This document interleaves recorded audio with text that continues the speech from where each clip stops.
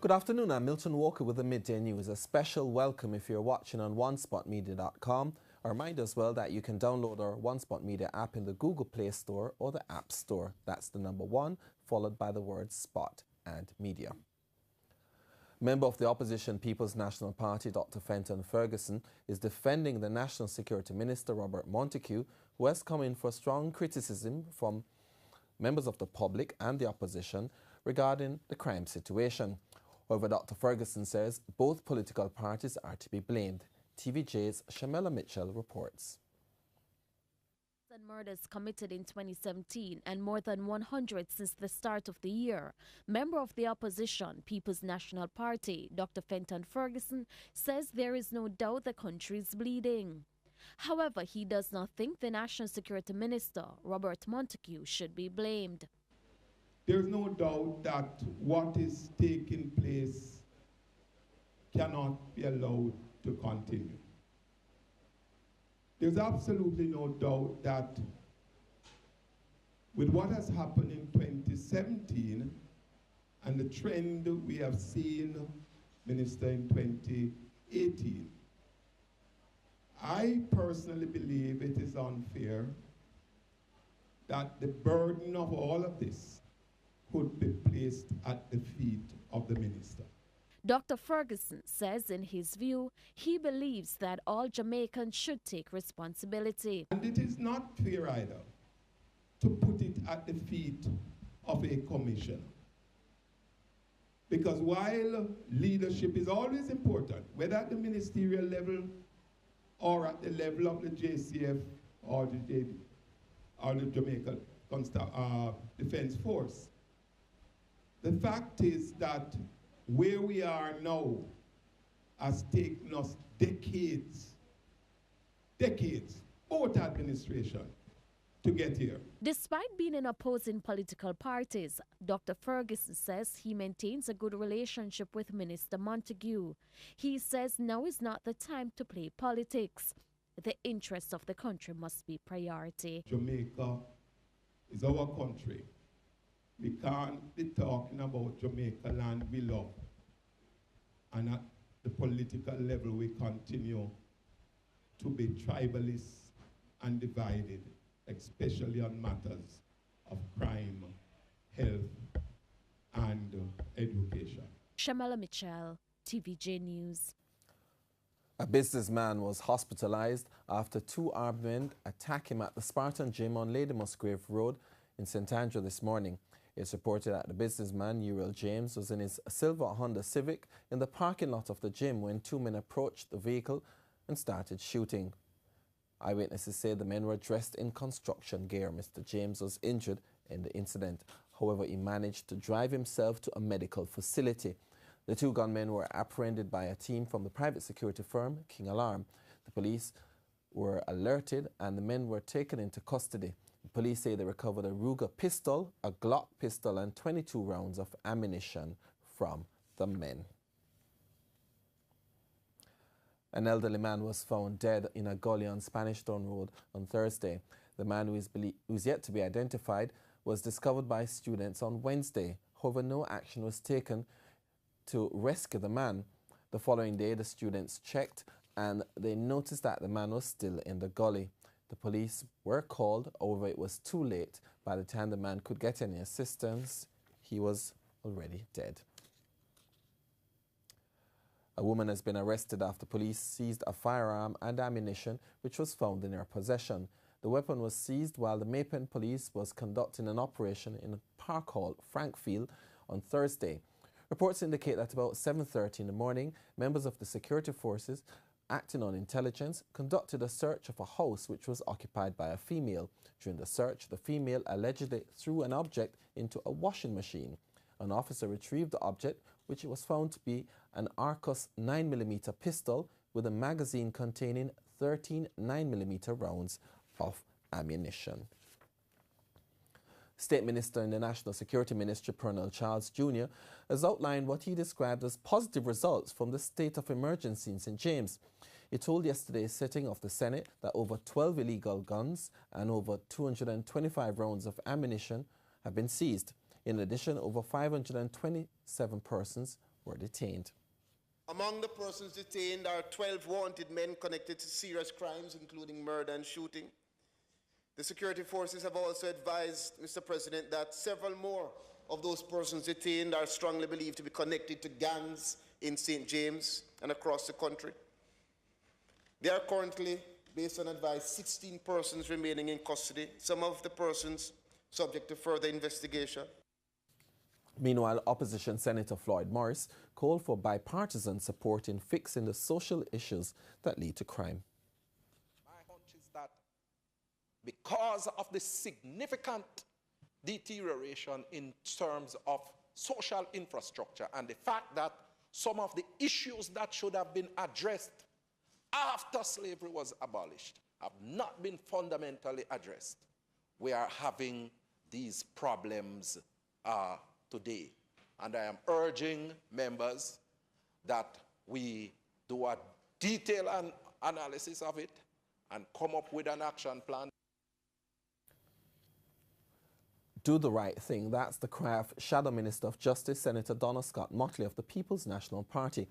Mr. Scott Motley said that the utterances made by Prime Minister Andrew Holness to place Acting Chief Justice Brian Sykes on probation is an affront to the legal profession, to the judiciary and citizens of Jamaica. She's calling for the Prime Minister to properly confirm Chief Justice Brian Sykes in his new position. She described the development as unprecedented in the history of Jamaica, adding that she's never before seen a Chief Justice placed on probation. Senator Scott Motley noted that the Constitution of Jamaica provides for the separation of powers of the executive, judiciary and the legislature.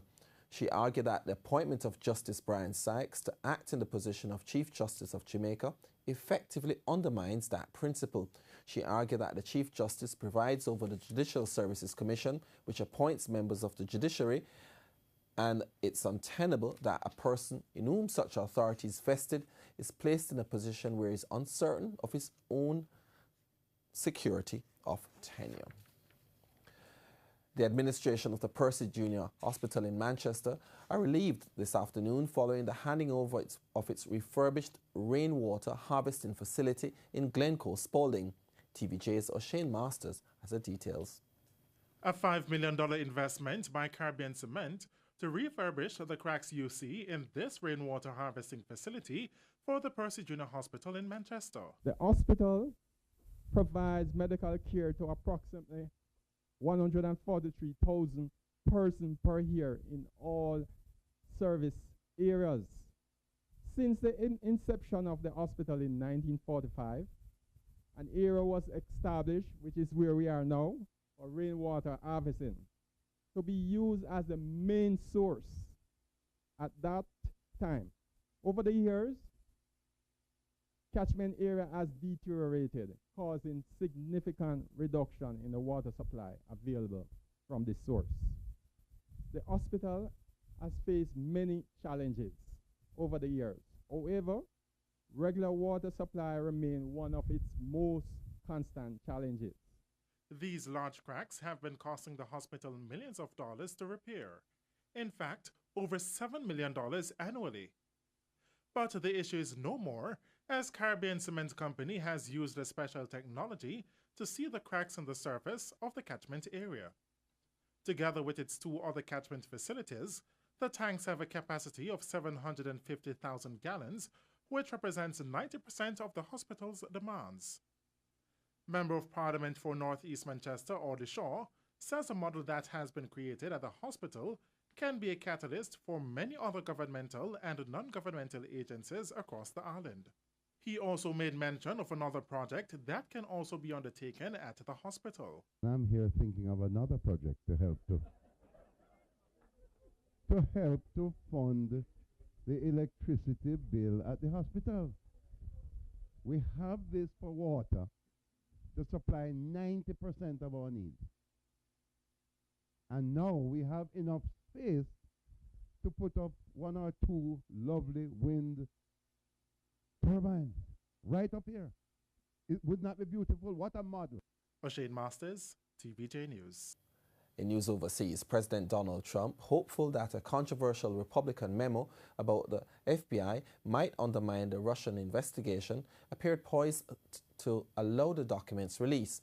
Trump and his aides signaled throughout the day that they would not use executive power to block Congress from making the memo public. The details from the CNN.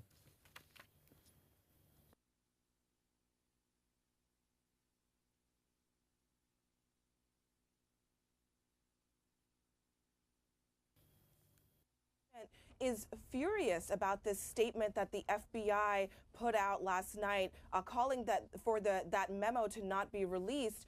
He also believes that the memo, according to our sources, will help discredit the Mueller probe, that ultimately what this is about, from the president's perspective, is casting more doubt on the objectivity of this probe and whether or not it will be fair, whether or not it is biased against him. Now, one of the things about this memo is that it does sort of zero in on Rod Rosenstein, the Deputy Director of Attorney General, who is a centerpiece of this probe and also the source of a lot of the president's anger recently. Now, the question is, did Mueller approve a FISA application, a surveillance application that was based on this Steele dossier? Now, we have a source saying that it could very well be that Mueller extended an application that already pre-existed, and if that's the case, it may not be enough for the president to act against him. But that is the undercurrent of all of this reporting. What is the reason the president wants this memo to be released?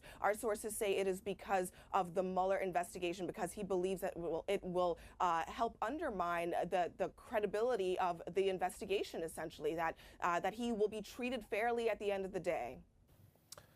In this TVJ Sports follow-up, the National Stadium basketball courts will not be ready in time for the start of the National Basketball League this month. Major repair work on the courts is once again delayed after being hit by challenges, including wrong material being delivered from overseas. The discovery of a manhole beneath the basketball courts at the National Stadium in October last year had resulted in a second delay in major repair work being carried out on the facility.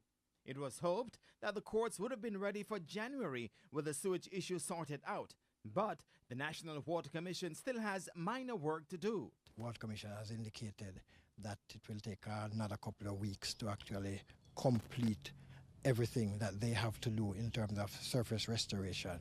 But of course, whatever level they take it to, we will then have to ensure that we bring it back to the requirement before we actually implement the final synthetic surface. But there's an even bigger challenge affecting the $35 million project, which began in February 2017.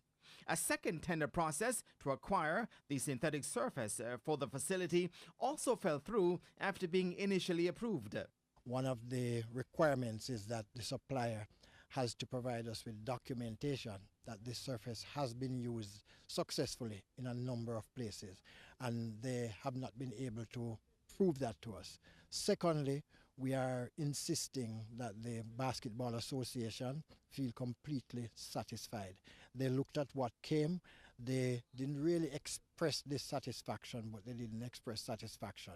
Additionally, equipment brought in for the stands, which will have a new capacity of 1,000 up from 400, was found to be short after the installation work had started. What we have discovered is that the shipment actually contained pieces that were not scheduled to be here, and we have the shortage of pieces that were actually supposed to be here.